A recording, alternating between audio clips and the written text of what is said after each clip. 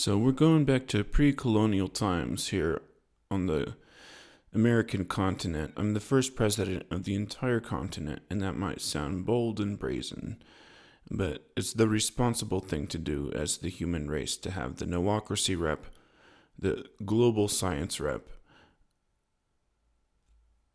be the president of half of the planet. And I'll explain why. The human race is stupid, and you have to realize we live in an idiocracy with fractured leadership, and it's irresponsible to have multiple leaders around the globe. And I can't rule the world with a iron fist. I may command every national military in the world, but I cannot direct policy outside of my own continent. And I think it's best to lead by example anyway. So here we go. We've gone beyond the Cascadia microcosm in the Pacific Northwest. To me, in 2021, I'm president of the entire continent. And the U.S. and Canada and Mexico are superficial or have basically dissolved, kind of like the Soviet Union. And what you have is rule by intelligence superseding the democracy because the people voted for it, or they will vote for it at random if they're selected at random. So what you have is logic and reason taking the seat. So everything has to be done logically with reason. And for me to do that, I have to go back to pre-colonial times and Chief Seattle philosophy. So I have a big thing about property and our relationship to the land on this continent, and getting the American people to understand Chief Seattle and Manifest Destiny and the difference between the American philosophy and Chief Seattle philosophy, the Cascadian way. So we share the land. We don't own the land. We don't own the air and the sun and everything like this. Like, we don't own everything like that. And people get paranoid. Well, you're not going to be able to own anything, and they hang on to their possessions and everything like this. We have misplaced priorities in this society. There's a reason there's theft, and we misplace priority from human relationships to things that we can get in a capitalist society. It's all this dog-eat-dog world where we get things, and we sacrifice human relationships and families just to get more money, more things, okay? And we're all desperate for social status, and you have all these people clamoring to be heard in this sea of spam. And it is the center of all human intelligence on the planet. I am supposed to somehow reach you all and communicate. What has happened? Yes, it is true. I command the U.S. military and every other military. How can we make them a force for good now, is the question. War is over internationally. All nations are protected equally. So we have to use the military for something progressive now. And my suggestion is firefighting. We have these tremendous wildfires, and we could use the military and retrofit the military for something more progressive. I've asked for 30 C5 and a fleet of drones to fight wildfires. And what I met with is this sardonic former government, who still clings onto its power, giving me ads, basically throwing it in my face that they can burn the world and with their laser beams, etc. They're fake firefighters. Okay? So we need to take firefighting seriously, and the public does not know that firefighting is not being taken seriously. It's a big joke. Okay? America is just turning firefighting into this big joke. All right? And we will try to trumpet support and all this stuff, but it's really just going into empty hands. It's going into poor leadership. So when it comes to fire command for this continent, we should take it seriously. We want to talk about climate change. Well, the earth is heating up. We're doing stupid stuff to heat the planet, okay? We're making more nuclear reactors and more things that heat. We turn our car on every day. We're heating the planet. We're turning these metal boxes of fire. They create fire, contained fire. And we're so nonchalant about it, we're so passive about it, we don't realize we're heating up the whole planet. We do things constantly to create heat. Whenever we cook our food, we're boiling water, we're creating a fire. To stay warm, we create a fire. And this all adds up as the population of Earth exceeds. What we need to do is think about smarter about our combustion, okay? And this starts with controlling the military, the biggest combustion producer. So this is why I'm at the top now. It's not a funny joke. If our planet overheats, we know what happens. We end up like Venus, and that's the direction that we're headed. It's very serious. And the Pacific garbage patch and the jellyfish blooms, all this compounds the issue. Oceanic acidification, it's all coming to a head. And it's going to catch us off guard when we're soiling ourselves in the media about something mundane like COVID, with endless cycles in the news just because we're confused. Our planet needs and also has direction. If you would only listen to my voice, there is a better way to get into space than huge rockets, than the BFR, the Atlas. We could be using the Raccoon. This is what science says we should be doing. We should be doing something smarter every time. Do it smarter, not bigger and bolder. Always think smarter. Now, I have to take serious steps beyond the World Wildlife Federation to protect wildlife.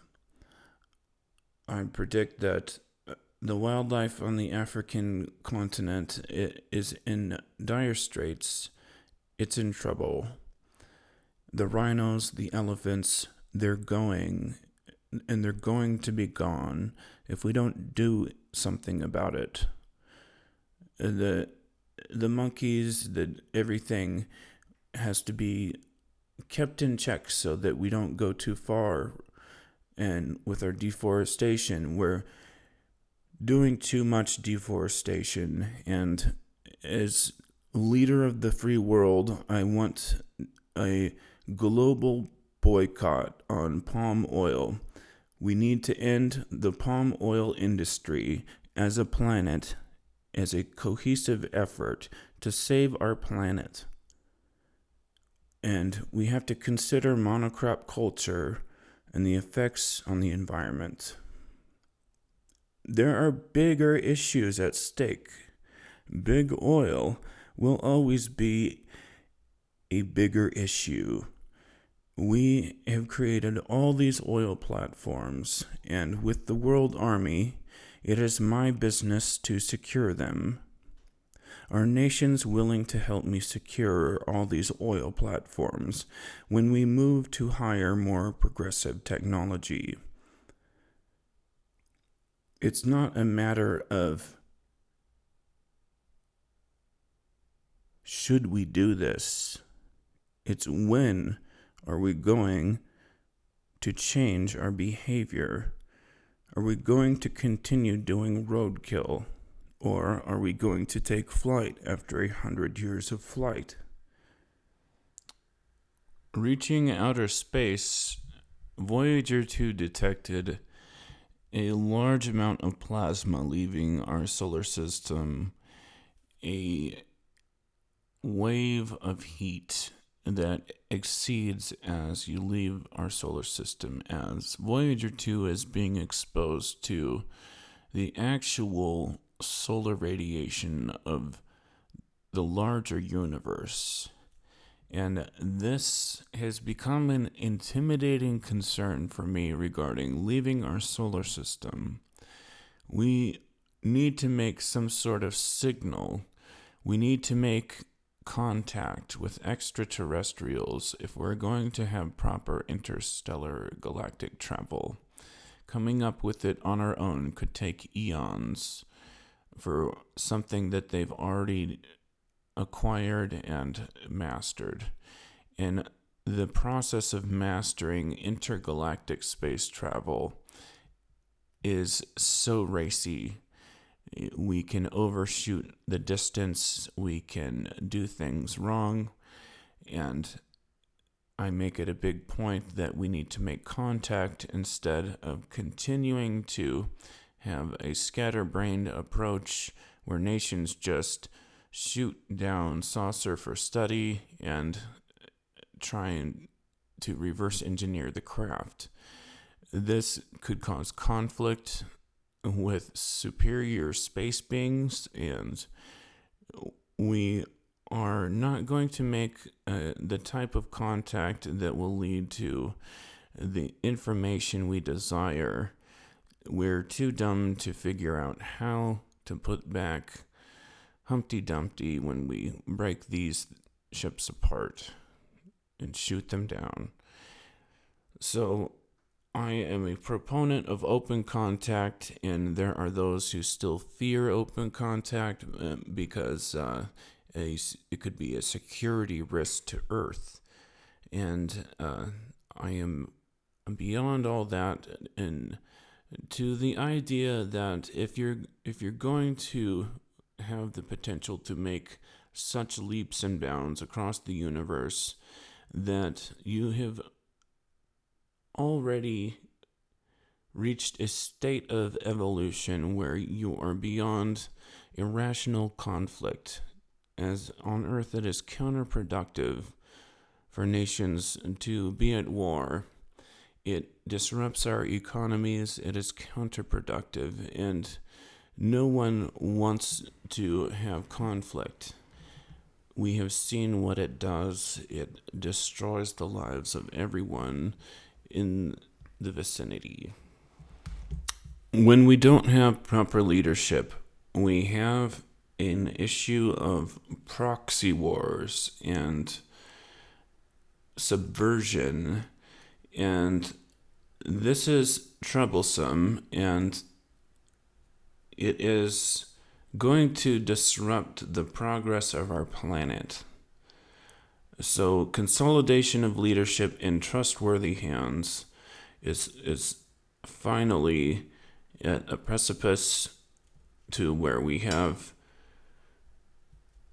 an issue, if we don't have it, regarding super weapons, nuclear weapons, weather weapons, and proxy conflict. With consolidated leadership, this allows for process of elimination. With all nations working cohesively, we can finally square larger problems away. So what's a larger problem? Terrorism, of course. We have a unilateral approach to terrorism, all nations, in a post 9/11 environment. ideally would have this. And I think we shot ourselves in the foot, at least America did, when they abused that moment in history to garner a different, more selfish approach. Now, what we need is a unilateral approach that we all agree terrorism is wrong, it is bad, and we have to square away larger threats regarding corporate terrorism. So if a company somewhere in some nation decided to make killer robots and they wanted to just go AWOL and do their own thing, if we don't have a cohesive world army, it could be trouble for the planet if corporations run amok and get into their own conflicts. When you think of big oil, I want you to think of a spoiled child kicking and screaming in the store. This child, it wants to have its own way, and it doesn't really care what mommy and daddy say. So you have to take the child by the hand, and you have to be like, hey guys, no more intentional ecological terrorist oil spills. No more contaminating the entire ocean with oil. You spoiled child. Big oil, you spoiled child. You kicking and crying little brat. We can't really get rid of your poor behavior. You're making oil spills all over the map. We've seen the map. We've seen the progress. We've seen the amount of oil spills you do. You spoiled little child. Into the corner with you. I don't really know what to do with big oil here, guys. Big oil, let's say you have hitman, big oil, you big bad spoiled brat child. I have to stand up to you and be like, hey, I don't care if you have hitman. Alright? I run this shit, big oil. I'm going to put soldiers all around your oil platforms and make you all stand down at the same time. All your oil trains. Well, shit. You might just have to stop using oil as a planet. Kind of like palm oil. Quit using it. Alright, guys? You're all spoiled little brats. You can't change your behavior. We have a planet we have to take care of. And we just burn shit. Now, when you burn coal and oil for electricity, you piss me off. As the world's smartest man, I get pissed off. I get upset. You guys don't care. Nobody cares. It's just more roadkill culture. You know, your sick society that's gone off the rails. Literally, I've had an oil train go off the rails because I talked about the potential for an oil train to go off the rails, okay? So they're sick in the head, you know? They'll do an oil spill just to piss me off, you know? And I have to be able to stand up to that, and who's got my back, you know? Who's got my back standing up to big nuclear? The idea that we can just keep building more nuclear power plants in a post-Fukushima environment.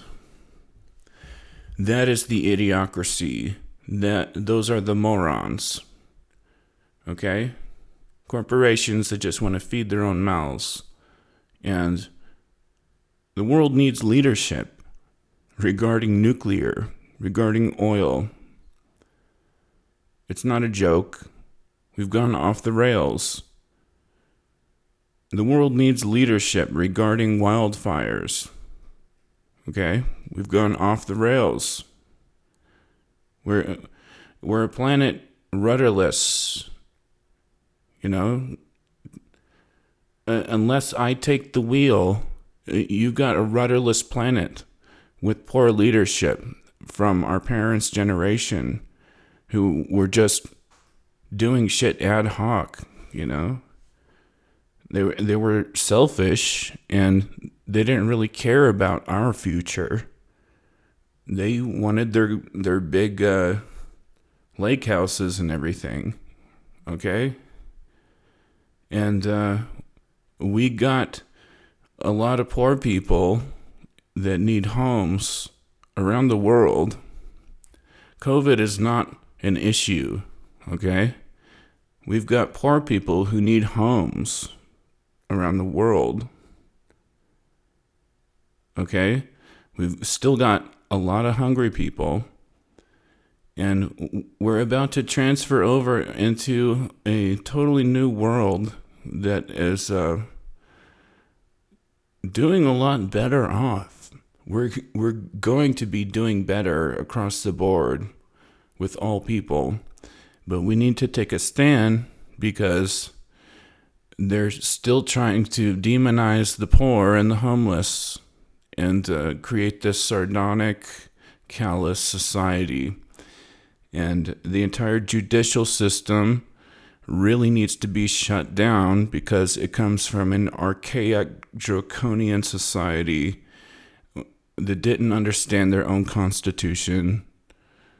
The U.S. government dissolved for a reason. They didn't understand their own constitution, okay? It was full of dipshits since Jefferson, and nobody understood basic rights since he wrote the Declaration of Independence. The right to life, our unalienable right to life. I went on and on about it. Cops would never have had the authority to shoot anyone representing the government and kill them. Executions would have never happened. Our acclamation to abortion would have never happened. Human life needs to mean something from the womb.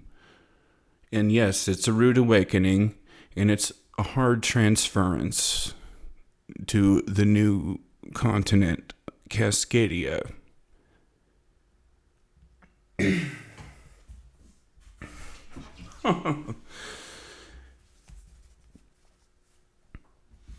We cling onto our flags and our nations.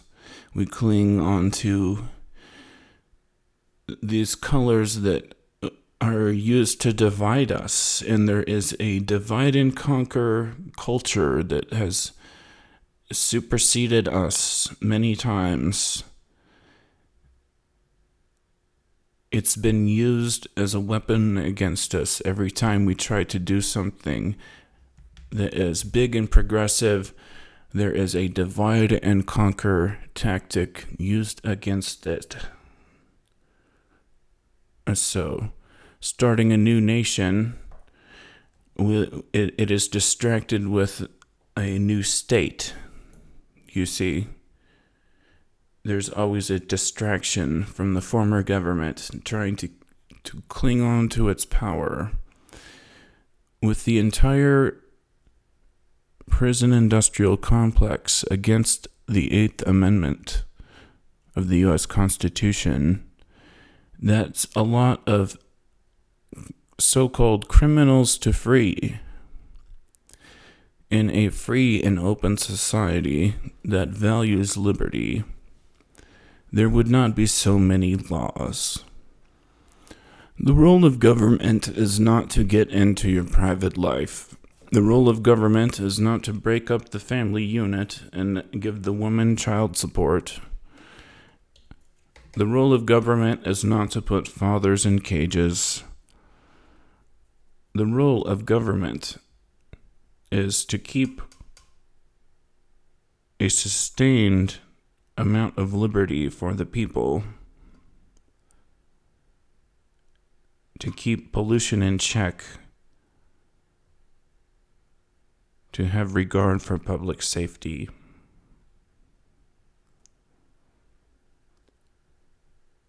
In terms of a social system, the government should be ran by donation. Taxation is theft.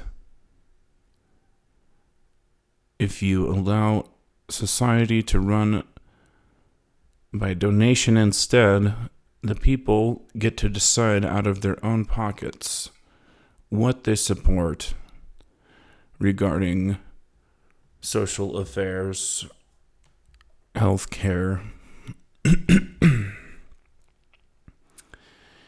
It's not the role of government to provide this out of its own pocket. And this might have a lot of Republicans cheering, but at the same time, we have to understand that there is a real need for healthcare, and that the people should pay into it. If you want quality healthcare, we should all pay in equally to the quality we desire.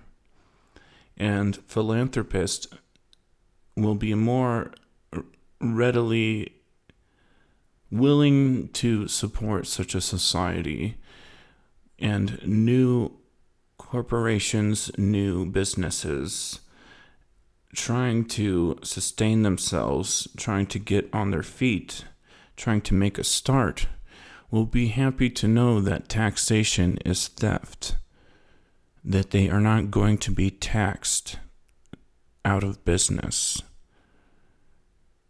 And that's one thing America got wrong. The states cannot tax the businesses.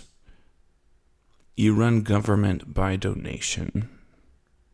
That's the reason Amazon didn't pay their taxes. They were in Cascadia. Well, let's consider the monster that Amazon has become. It is, if you want to call it that, quite large. And I wanted them to take over the mail system, as USPS stole my laptop in the mail. And it's upsetting how things can just get stolen and there's no reciprocation. And I'm tired of theft, and that should be the last place it should be happening, in the mail system. So why is theft happening in our culture? It's because we don't have enough potlatches, I would say. We don't really give down like we should, or at least we didn't until the pandemic, and we had some sort of transition towards universal basic income. The greedy being greedy in a capitalist society, it brainwashed us. It brainwashed us into thinking that money was everything, especially for the women, I would say. I want family to come back to the forefront as a priority, and relationships between men and women to rekindle after this pandemic, because I want people to realize our priorities. It's not to work and slave every day. You want to have a good relationship with a companion. I've studied relationships in all types of human relationships. I am the leader in sociology right now, and what we need is the family unit to be brought back into the forefront, in Western society. So what we have are more fickle relationships in dating app culture, and it has changed the fabric of everything, and marriages come to a screeching halt. Long-term relationships are almost a thing of the past, and we're in a state of confusion. The majority of people are not happy with the situation, and both the women and the men are unhappy with the situation with modern dating and dating app culture. The cancel culture, we call it, the ghosting that has been happening is very psychologically troubling for our society. And I know my family has fractured, and it's really exposed our weaknesses socially. And I know that domestic violence went through the roof during COVID, and I know that people got sick of each other in confined spaces, and a lot of relationships broke to pieces, and it got us to kind of rehone to the people we think that matter most to us, or trying to find some grasp of what we call friends and family. And it's very daunting for men, especially knowing that 80% of the men are not having sex. And the age of virgins has gone up. The younger people are not having as much sex, and we're having the rise of the topic of population collapse regarding this. And we know in Japan that this is an issue, and there are many nations struggling, just trying to keep their populations up. And what has happened is that our greater options, our amount of options going up with the rise of the internet and social media, it's devalued our relationships. So once upon a time, our relationships used to mean something, and we used to have long-term relationships, and we had to work for those relationships. We had to go on dates. We had to say the right things, and what we have now is a hookup culture, and there are still people who desire to have these long-term relationships in the background, but the hookup culture has dominated so severely that those people can no longer find companions, and there's just going to be a lot of disarray in our older years. We're going to have a population that can't take care of their elderly, and this has really never happened before.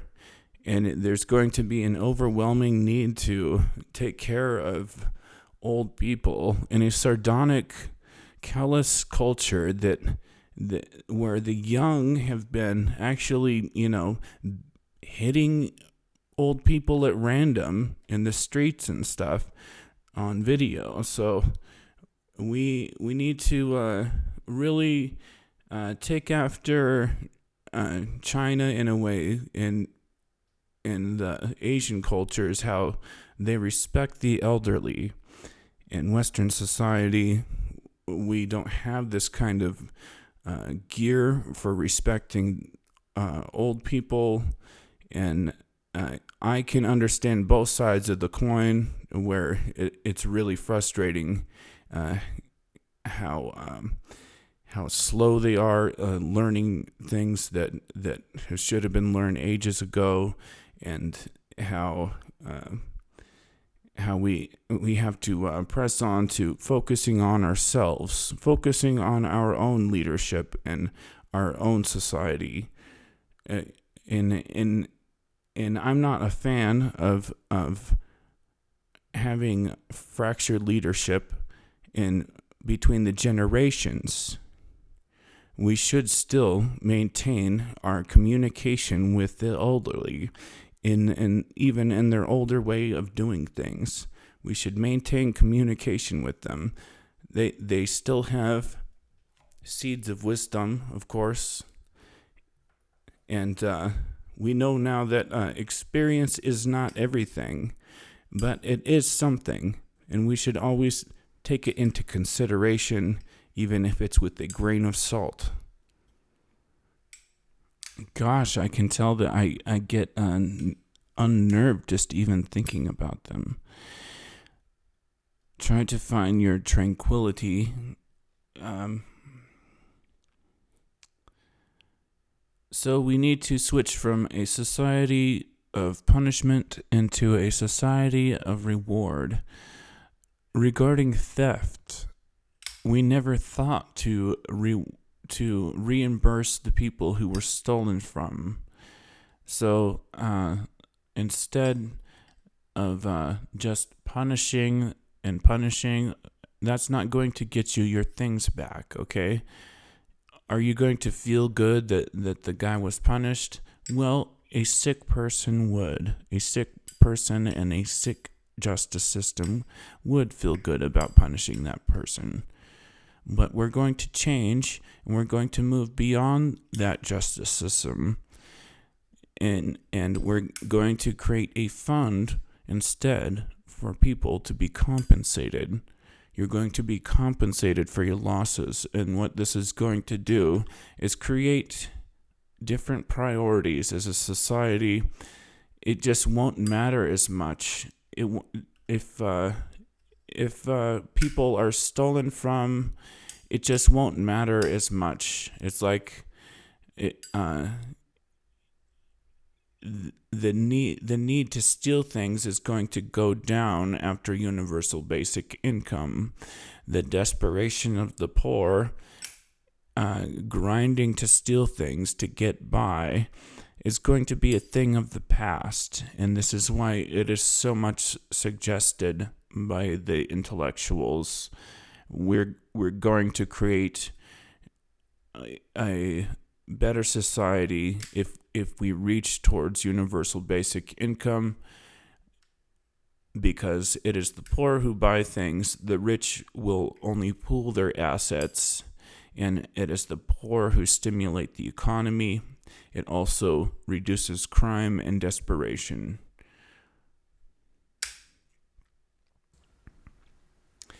So all your blue-collar animosity can take a hike for a day. I'll tell you the main thing that's wrong with the planet is our relationships between men and women are weakened by capitalism. We allowed something to get between us. We allowed our careers, our career paths, to get between us being together in the moment as couples. In fact, at the workplace, they will discourage couples from working together. How is this rational? How is this a just and moral society? The justice system of the former U.S. government preyed upon men in a gynocracy in the courtroom.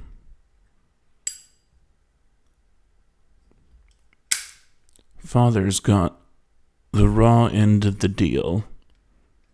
They didn't get to see their children grow up. And they robbed them financially. For women that were weak at maintaining long-term relationships, who did not understand the importance of keeping the family together, that is really the role of women. If there is going to be a gender role, that women keep the family together They don't break it apart for a quick buck. And the richer a man is, the bigger that buck is going to be for the women. And they know this. Society has to take an observation of what's going on here. Family has to start to matter again to these women somehow. And church is not going to cut it. They've been pampered and they've been coddled to a point where they no longer value long-term relationships or family, keeping the family together. And so, when they oust the father, this is backed by science that those children will do worse across the board and have apathy for life, and will do worse than children who had a normal family with both original parents. So women should understand the importance of keeping the original father for the children. If you care about the children, if you do more than pretending to care about the children, you want that original father. And this should be your role as a woman, to try and keep hold of that original father for the children. This should just be a default. In Western society, capitalist gynocracy, this has been removed. Women no longer value men. Women scoff at men and gossip about men. Women view them as more a commodity. It's more like something you can get at the store. It's something they shop for. If they don't like it, they can take it back the next day and get another man. And coddling women in this way, we have devalued the family unit. And our phone app culture is not going to change anytime soon. So just consider educating your fellow person. I just want you all to think about the desperation of the Mexicans when they tried to cross the border. I want you to think about our Gucci Mane Western society, where all the women are spoiled and they're hypergamous, always trying to get the guy who has more status, more money, so they can get some out of him with little to no work or effort to acquire such finances. I want you to relate this in contrast with our troubled immigrants trying to find a home, trying to flee a region that is being shot full of bullets, being filled with murder and rape and theft and hunger. And I want you to realize that children are going without their parents at the border and being divided from their parents, and how they understand better the importance of keeping your family together. I want the Western woman to understand that building a family is more valuable. It's much better to see the smile on your children's faces than being a hooker. I want the Western woman to regard politeness, regard being polite, regard your temperament. I want you to regard your aura of tranquility Do you have an aura of drama? Or do you have an aura of tranquility? Do you want to be straight out of the TV show Jerry Springer as a woman? Or do you want to be regarded as royalty? Do you want to have children that respect you and adore you? So this is to Americans or people who still regard themselves as Americans. And I know there are still many of you.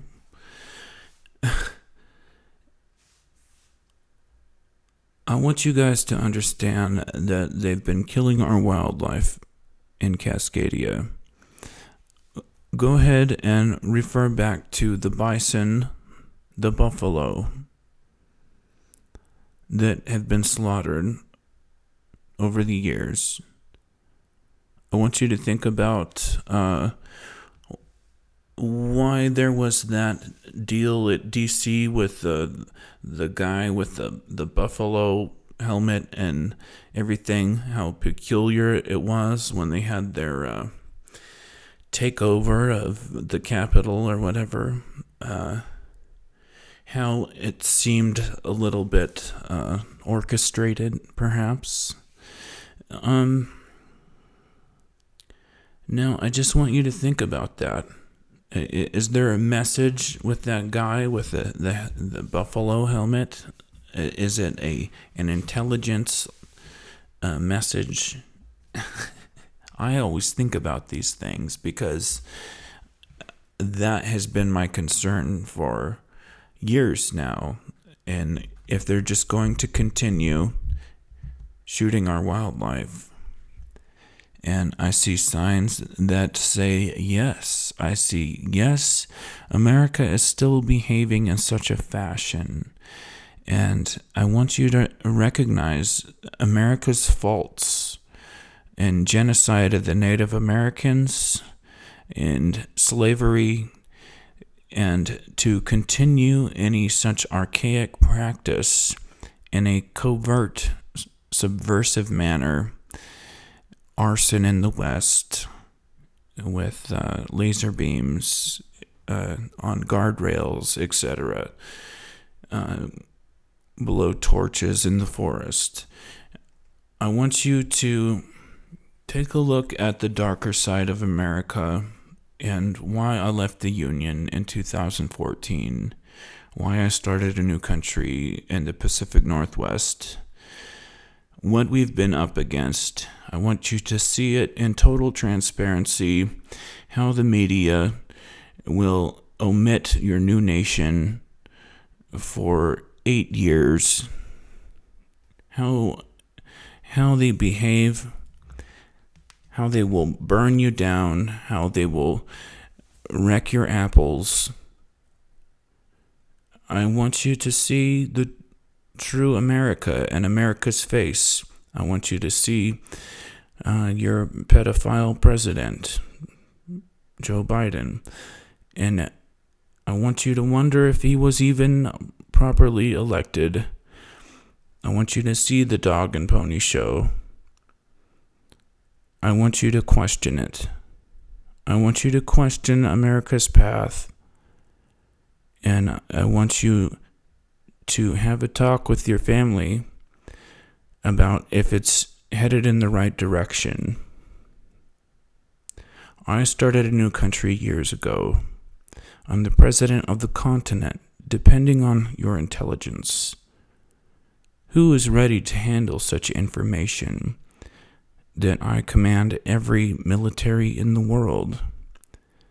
Is it so much that someone thought to have rational leadership on this planet?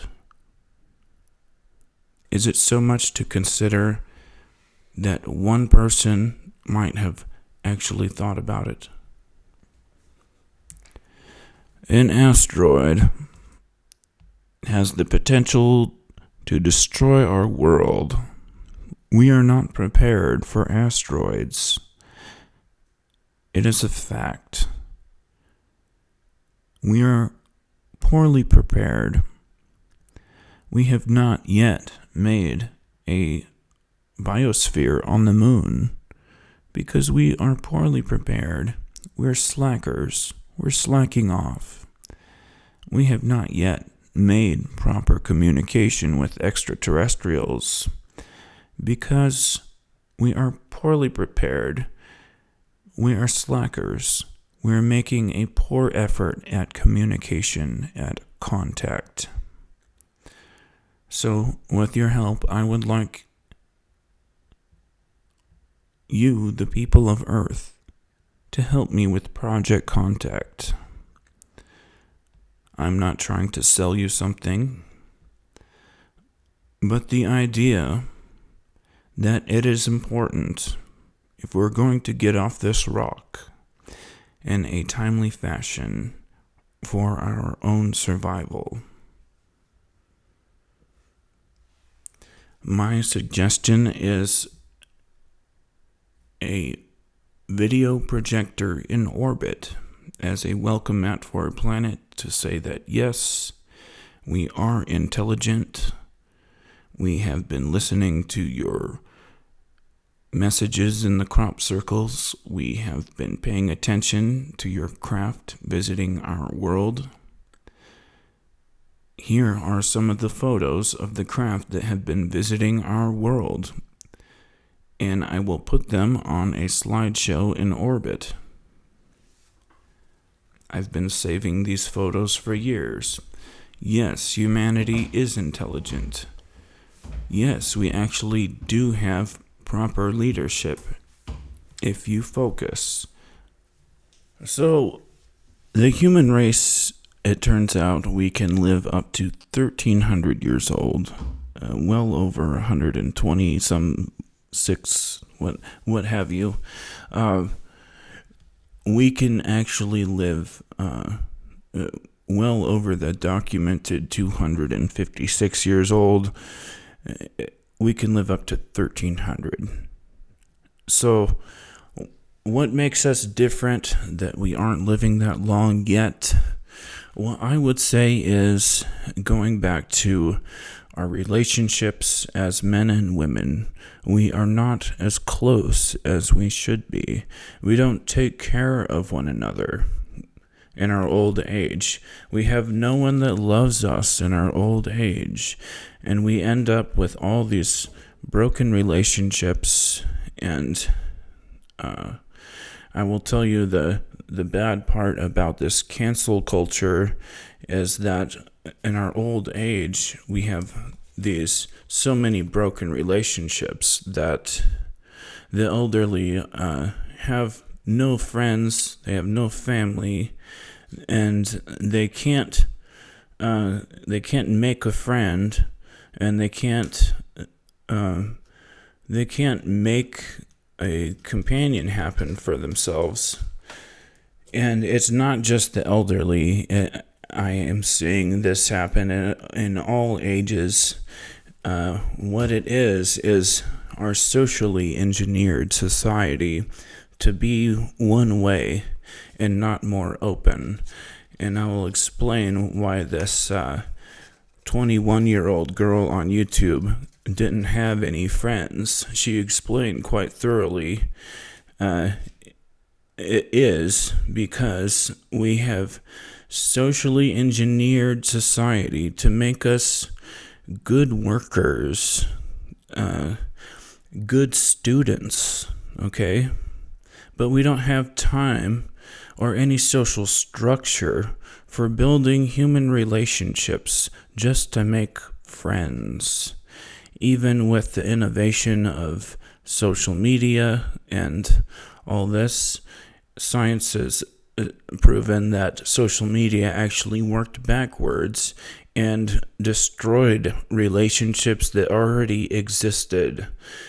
Has it had a net worth benefit is still up in the air. The ease of access to people makes them more expendable, makes us ruder, makes us not as human. The larger number of people that you have in the proximity, the less people will matter. And this is a problem regarding dehumanization. And we can talk about the touchy topic of human ethics in China. When you have such a large amount of people, dehumanization is a problem when you have organ harvesting with prisoners, and you start getting new policy like this, where prisoners are no longer regarded quite as human as they used to be. And it turns out society will turn a blind eye to organ harvesting their organs if it's for the betterment of people who have not committed some sort of crime to the society. Now, this is the twisted justice that we have as humans, and I would like you all to consider being a more, dare I say it, in the face of religious dogma, Christ-like society. You do want to turn the other cheek, is the end result. You do want to show mercy as a government, even as a big government, especially. How you treat the poorest in society is very showing to your government. How much liberty you have in your country is very telling to your government. Are your people free? Are they truly free? Or are they being put in cages like the most incarcerated nation in the world?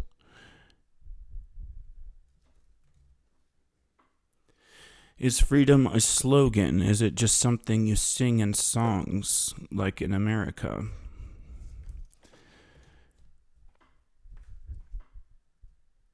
I think that the United States, even to itself, has become a big joke of the country it was supposed to be, and a secessionist movement is really not unexpected to the intellectuals of United States.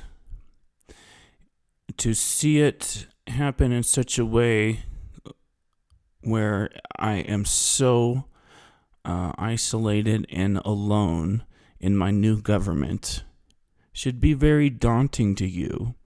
It should be very telling that is how much your vote matters. Your opinions. For centuries, you failed to understand basic rights in the idiocracy. You failed to remove the fluoride from your water. You've been dumbasses contaminating your own lakes. You're reckless with your planet. You have poor leadership regarding foreign policy. You are shooting extraterrestrials down instead of making actual contact. How do we live longer? I like to listen to David Sinclair talk about it because they are studying mice, and they can get mice to live longer through intermittent fasting. And of course, he talks about cold therapy, NMN, resveratrol. We need to take better care of our bodies, and I think that physical fitness in our old age is really the key to this, because in our old age, just being docile and lack of mobility is what's killing us. We're taught everything backwards, like putting people in beds is good, but that's actually the opposite of what you want to do. You want to get people moving in the hospital, and physical therapy should be at the forefront. My brother was a quadriplegic, and he died when he was 25. But now we know things that we can do to help quads. I really like that what Elon's doing with Neuralink and everything, because if we can get an exoskeleton for quads beyond Talos, what we have is a chance to make them walk again using the exoskeleton. If we can get the exoskeleton to move with the brain alone, you're going to get people to start walking again. Even just with the exoskeleton alone, that's going to give them the mobility to do so. But this is actually going to build new neurons, and it's been shown from rats on treadmills that have been paralyzed getting their mobility back. So this is one dear to my heart: exoskeletons for quads, not wheelchairs, not electric wheelchairs. And we need to get paraplegics and quads getting more cardio, a lot more cardio. The elderly need more cardio, more stretching, and they're not getting it. And they're being carted around, and they're all dying off. And like the nursing home I worked at Highgate, everyone in the entire building was dead in under 2 years because we are drugging the elderly to death with meds. They're racking them up, making a profit off the elderly before they die. And this is a common practice in the West, and it's not questioned by Americans. And the idiocracy, they don't question what they're doing with their parents because they've just been born and bred to put them in the nursing home and forget about them. This is what they do to the elderly. They forget about their parents. They want to pay someone to make it no longer a problem in their life anymore, that their parents need help. And I think it's really telling, and the crux of our society, it really says it all, how we shuffle our parents off into the nursing home. And each generation is going to need to take care of their parents. And I suggest that you start taking care of them at home and doing it with your own families, the more traditional way, as the meds are killing your parents. So it's time I talked about the vaccine topic, and it's really funny. Depending on where you're at, if you're still an American or if you're ready to consider what's happened. If you're still an American, I'm going to say I'm the first governor of Liberty State. I signed governor in 2018 at the Wenatchee State meeting and at the BPOE building, the Elks building. And we care about liberty here in Liberty State. That was the whole idea. If you're going to have a Liberty State in the U.S.,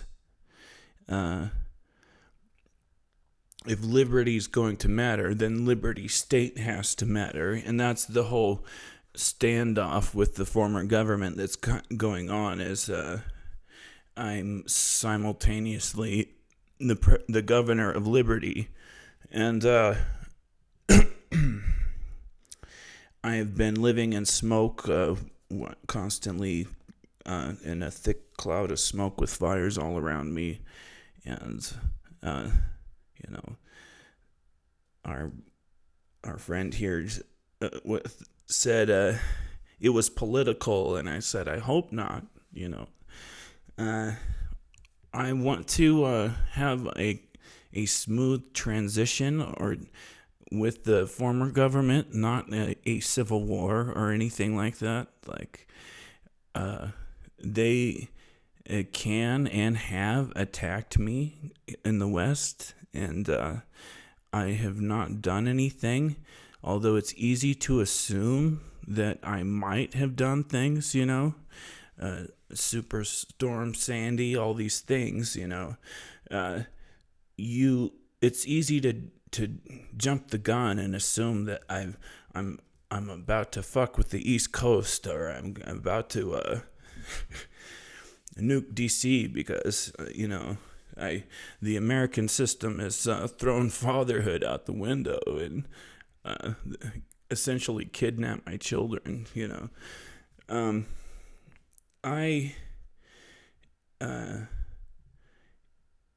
have a policy here. We never had any mask mandate, and contrast to Jay Inslee, we never had any encroachment on your freedom of assembly, and I will not have a vaccine policy that goes against your liberty to decide what you put into your body. And I think anybody here will agree with me on that. In my state, and liberty matters here a lot. People here really respect the Second Amendment, and it's just pretty much the last holdout of what was good about America, is Liberty State. That's the ultimate, the state I'm the governor of.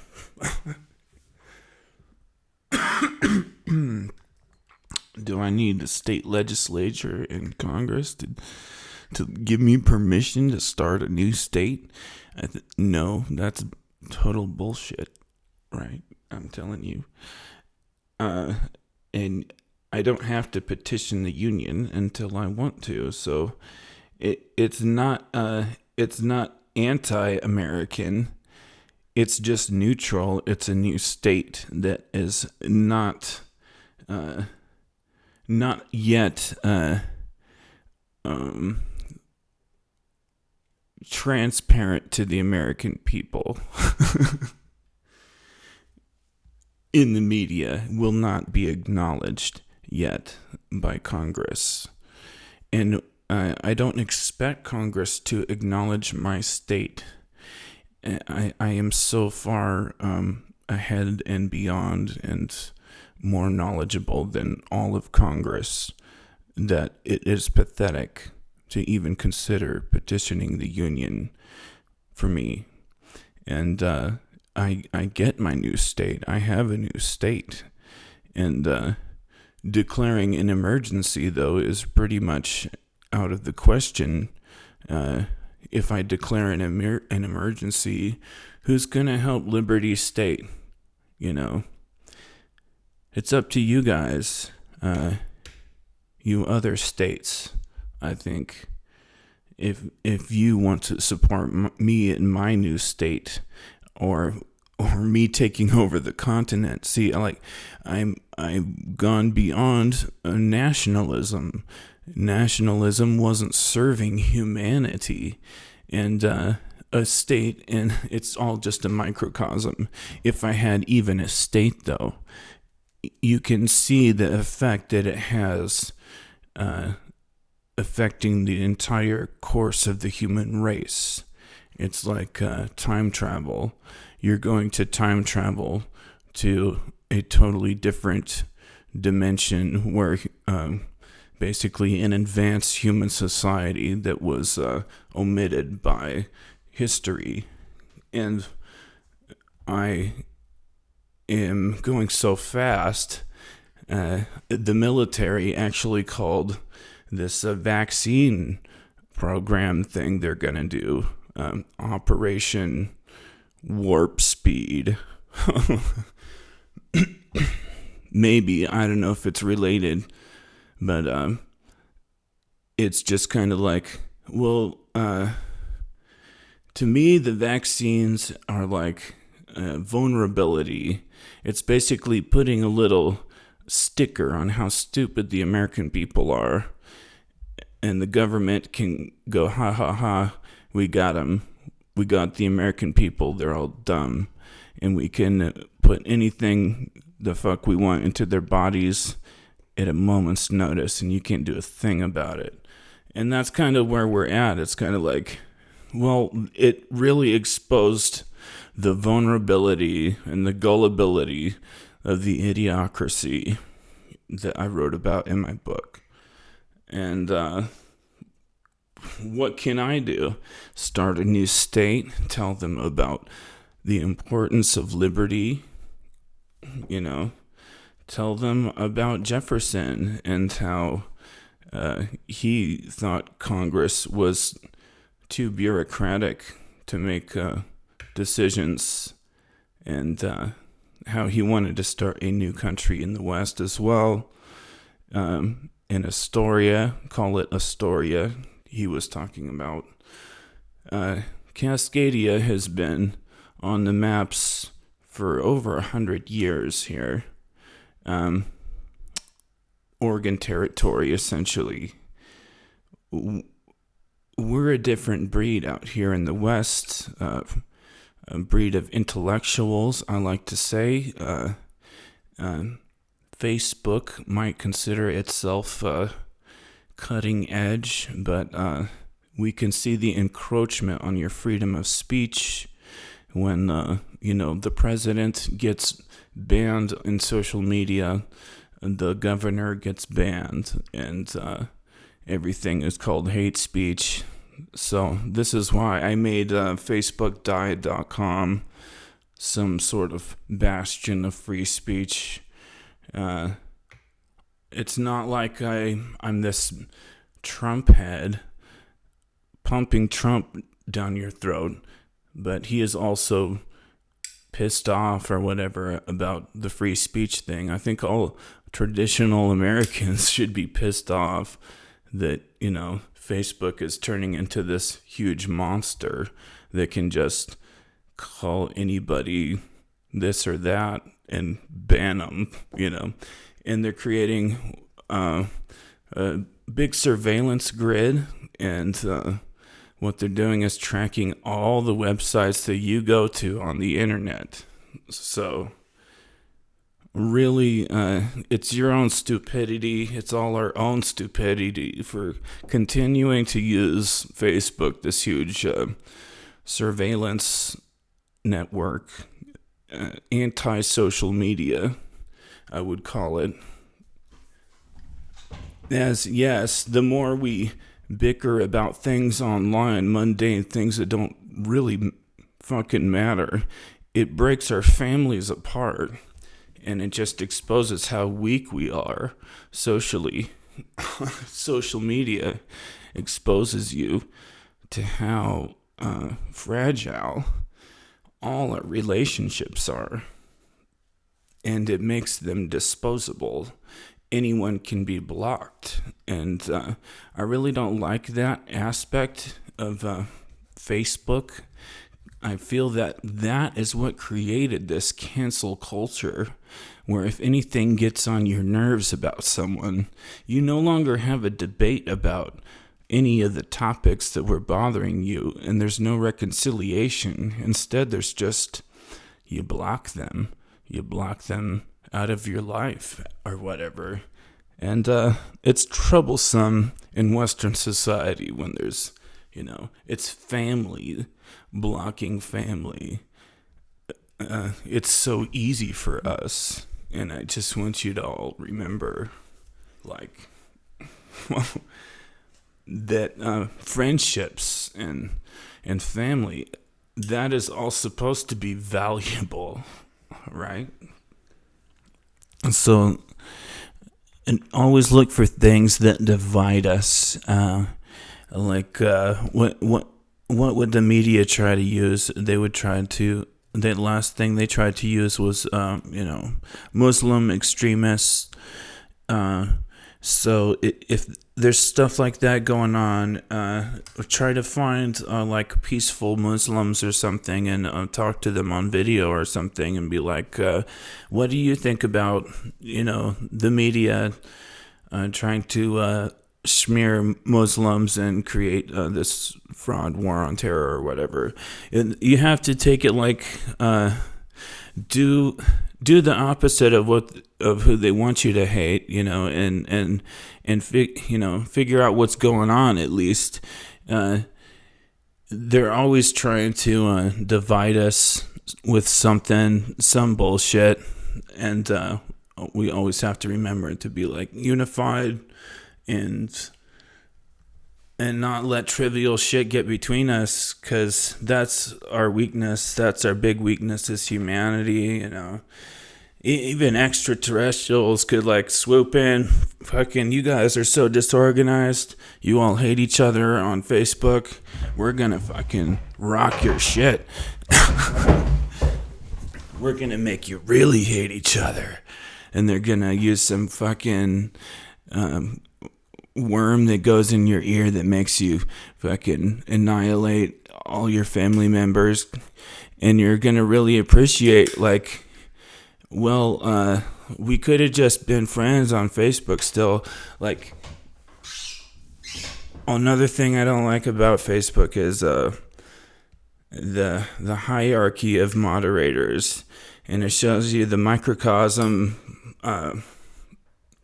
that how humans treat each other when they're in a leadership position, kind of like the jail experiment where they had people pretend to be prisoners and people pretend to be the jail masters, and how they were mistreated just because of their roles, even just in an acting role. Humans have a darker side when you put them in leadership positions, and this is why fractured leadership is so bad. You'll get these dictators who don't necessarily care for their people as they should. And if it's a big humanitarian crisis, when am I going to jump in with the world army, right? I mean, you guys should be on my ass about every time there's a humanitarian injustice and genocide. How do you control it properly? I argued that the UN, when they're celebrating 70 years and such, that they're still setting a bad example when they hold machine guns, order by force. You can't have order by force like that. When you use intimidation by force, it makes you look like you're wiping out the buffalo or something. You can't use intimidation and win. You might win the battle, but you won't win the war. You won't win hearts and minds. The only way you can garner a world army is with hearts and minds, leading by example, not through brute force. It would have never been accomplished if I had went around conquering nation to nation trying to be the biggest badass. That doesn't work. Everyone knows from World War II. You have to say the UN Security Council is inept at its job. You have to say that you guys suck. You guys suck at allowing TEPCO to clean up its own mess after a Fukushima radiological event contaminated our ocean. Anyway, my generation is not going to just fucking sit there. I'm going to talk about it. I'm going to post this shit on YouTube or whatever, and you guys are going to hear me talk. Congress is going to shit its pants. Congress is going to fucking tuck tail, and they're going to get a new job. All the cops are going to get new jobs. They're not even going to fucking go to work anymore. They're going to be like, oh shit, we don't serve the cause of liberty. We don't even support the American dream at all. That's what's going to happen. Yeah, there are still going to be people who want to stop the chaos, because there is an amount of chaos, but there would be less without them. And that's the problem. You have to reorder society. People don't like the cops anymore. They've killed too many people, and it feels wrong to them, even if they don't understand that what they're doing is wrong. Technically, they're violating everything Jefferson stood for. The average American person doesn't get that, but they feel it's wrong. When George Floyd dies, when anyone dies by the cops, they feel it's wrong. When they see it on video, they know it's fucking wrong. And especially people who've seen it all, you want to do something about it. You end up calling Kaepernick or something. You're trying to go to prisons and educate people about police brutality like he is. You want to do something. And I would tell Colin Kaepernick that the entire prison industrial complex is against the 8th Amendment. And then he would know. And then, he could tell someone else. Then they would know. And then everyone would fucking know. And that would be a revolution in itself. That's a revolution right there. Education. Jefferson said the only way to secure liberty is to educate the people. Why not just run my own little state and keep to myself in my own little corner and just let America stay America, let Canada stay Canada, let Mexico stay Mexico? Why do I have to take over the continent? I feel that it's irresponsible to allow these presidents of these nations be our caretakers for this pristine, beautiful, nearly untouched half of the world. Now, we know what humanity does to the landscape. We change it, we alter it, and it's not necessarily for the better. I question our skyscrapers. I don't see something beautiful. I don't see something advanced. I don't see your callousness and your car culture and all your car crashes very meaningful. I think that we need to build connection with each other and connection with nature again. We need to start to blend with nature and be in harmony with nature, as well as taking all our technology with us in a way that we can withstand its power. Now, all our architecture is a boon. Let's use that in a more progressive way to withstand the elements of nature, to withstand high winds, make our houses withstand high temperatures, because we are having higher temperatures. Everyone knows it. We're going to have higher temperatures. We're going to have to adapt as humanity to climate change, to a temperature increase. Imagine how on other planets, there are hurricanes that never end. We are starting to see this in the Atlantic. It's just a hurricane that never ends. And when you don't adapt, when you just say, we will rebuild, you are part of the idiocracy. You are part of that unchanging half of humanity who is not contributing to our survival, and in fact is having a negative effect. I want you to consider moving from Hurricane Alley to adapt. The only way we can change is by adapting. Adapt. Build buildings that can withstand hurricanes if you must. I say, you leave Hurricane Alley. I've seen the maps of all the hurricanes. They just keep coming through. The entire East Coast is littered with hurricanes.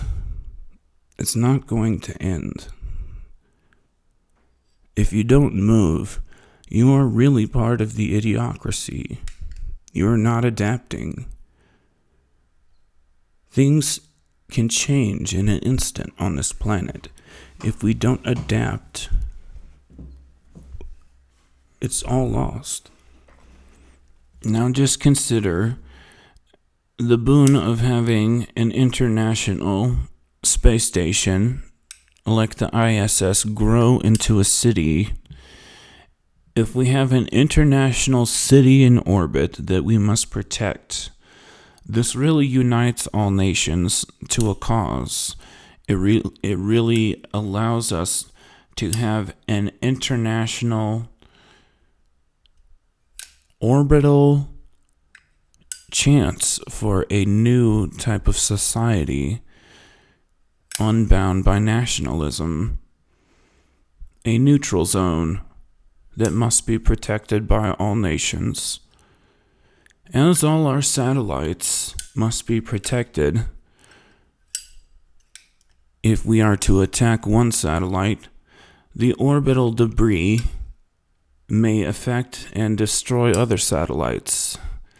So a war in orbit is really not negotiable. We're not going to have it. If we have it, it affects everyone.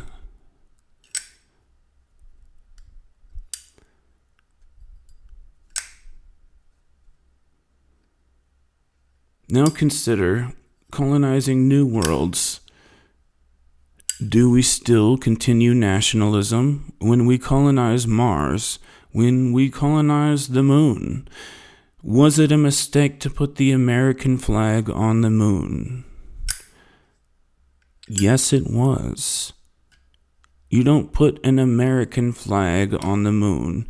You don't bring your baggage with you to the moon. Now, it might have been good for bragging rights for one day.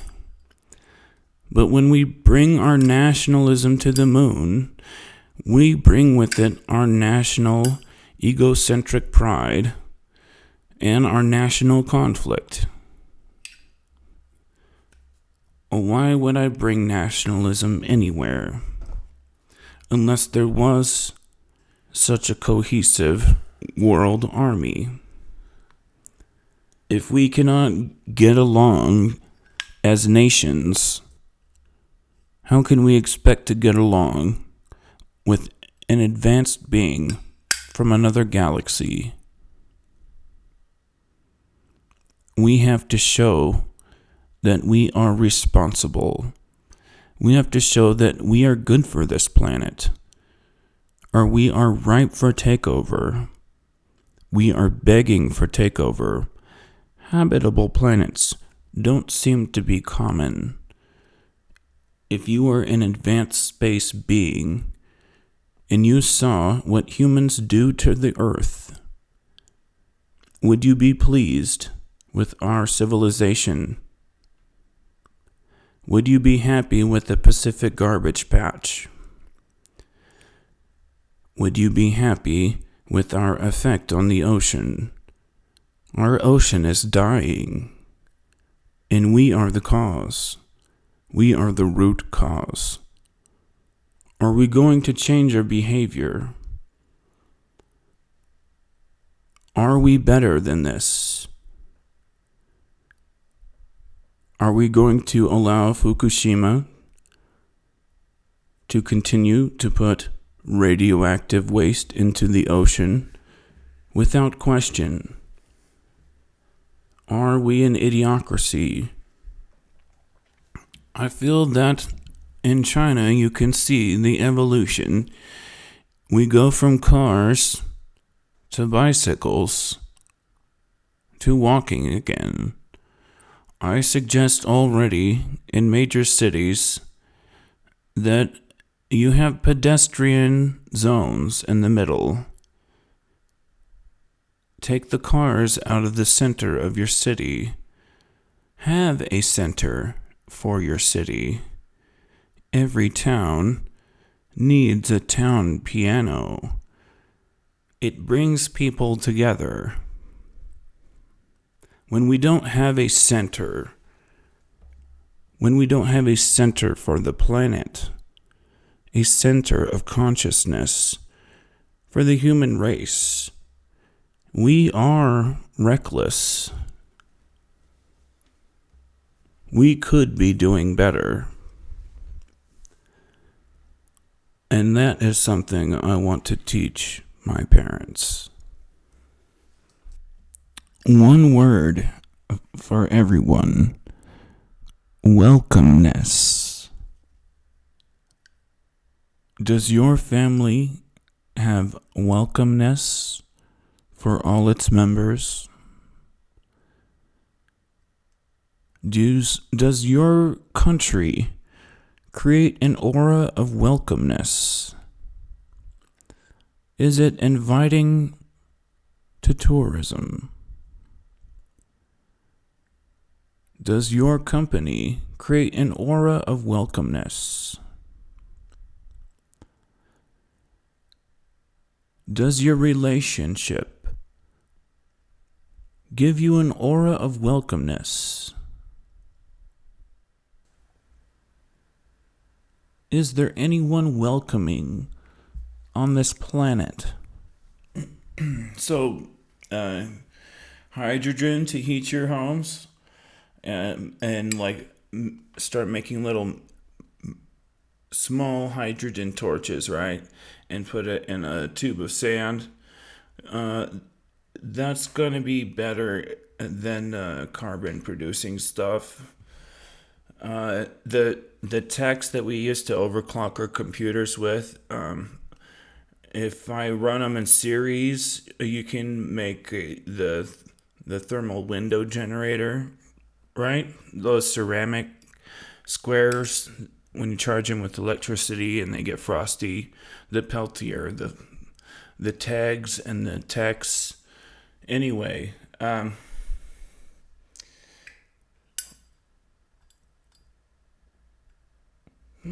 the Tesla turbine is notable.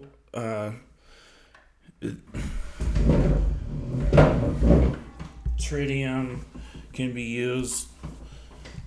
Of course, they ramble about thorium, the crystal cell, and trickle charging with crystal cell batteries is smart. The solid state batteries are dope.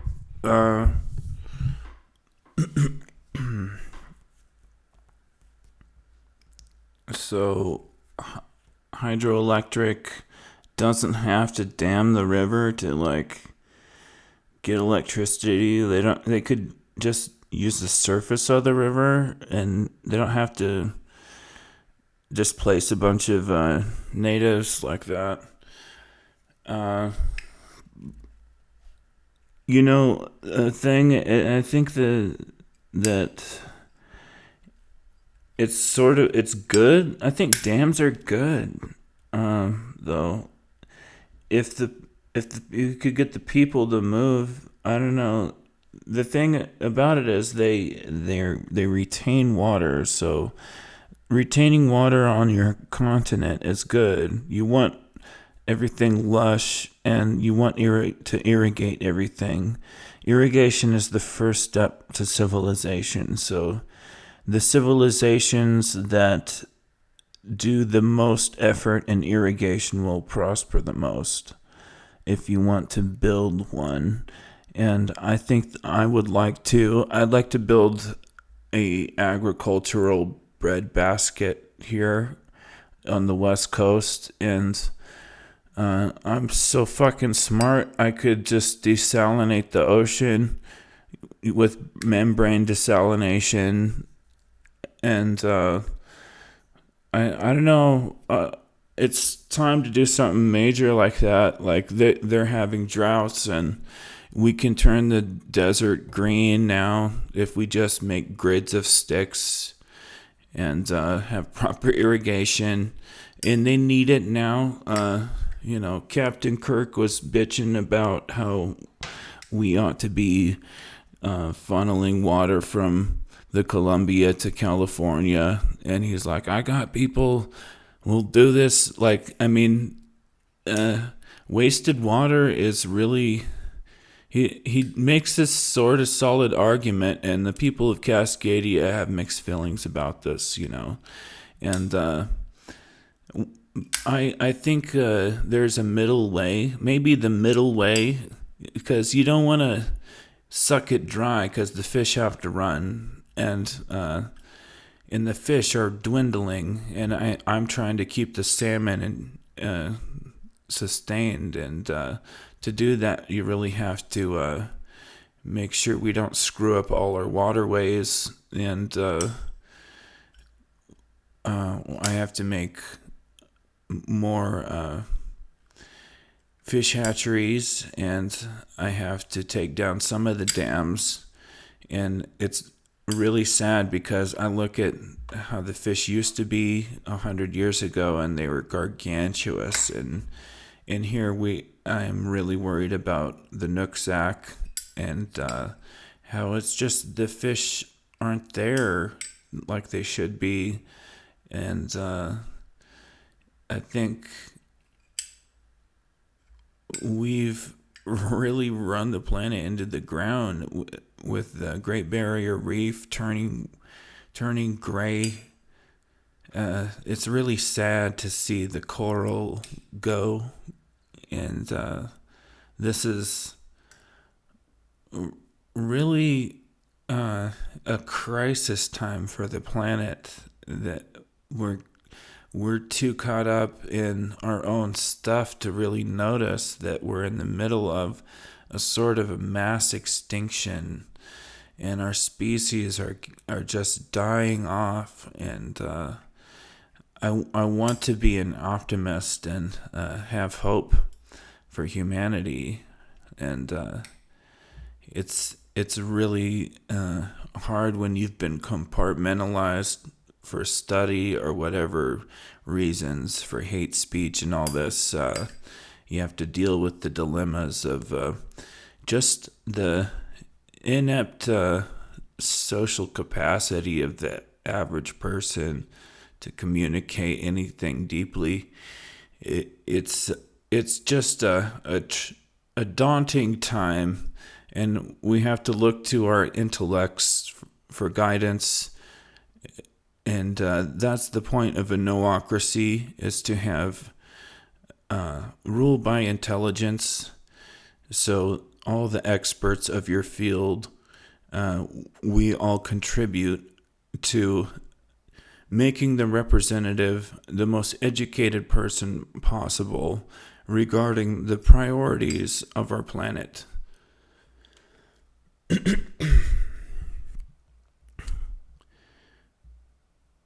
New innovations that could be a boon to society or a crisis that we are having. This is the key. Things like cloud seeding right now could be used when we are facing desertification in the West. I'm not a dumbass. I would actually have silver iodide put into the air over Cascadia, facing these artificial droughts and such. Facing what? Teenage arson. You cannot question teens. They're too young. It's a policy. There are so many loopholes to be ruthless to an upstart nation thinking on its own. Of course, anyone with a free mind could be locked up for years. My intellect has surpassed the capacity of the entire U.S. government. Supercomputers will be studying me for centuries, trying to calculate my decision-making process. To represent the entire global scientific community, you have to question all modern science. Science has to always be scrutinized to have the most updated relevance, to make a proper decision for the planet.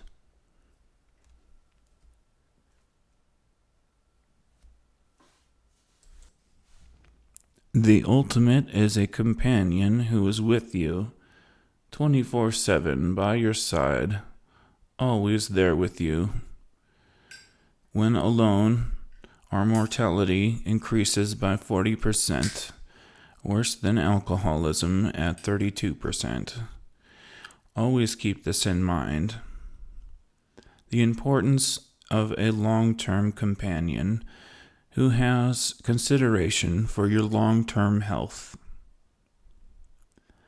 Always remember, as humanity, this is your ultimate priority.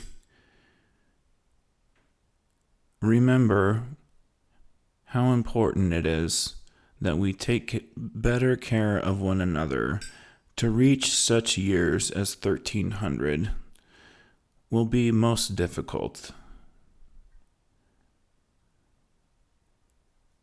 I want you to all consider your diet, to do stretching, massage, to have sex. I want you all to take a walk in the forest daily if you can, as walking in urban environments is not as beneficial for your health.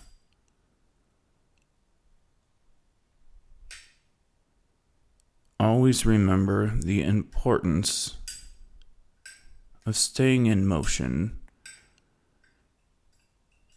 taking good care of your body. Your body is a temple. If we are going to have a religion, let it be taking good care of yourselves.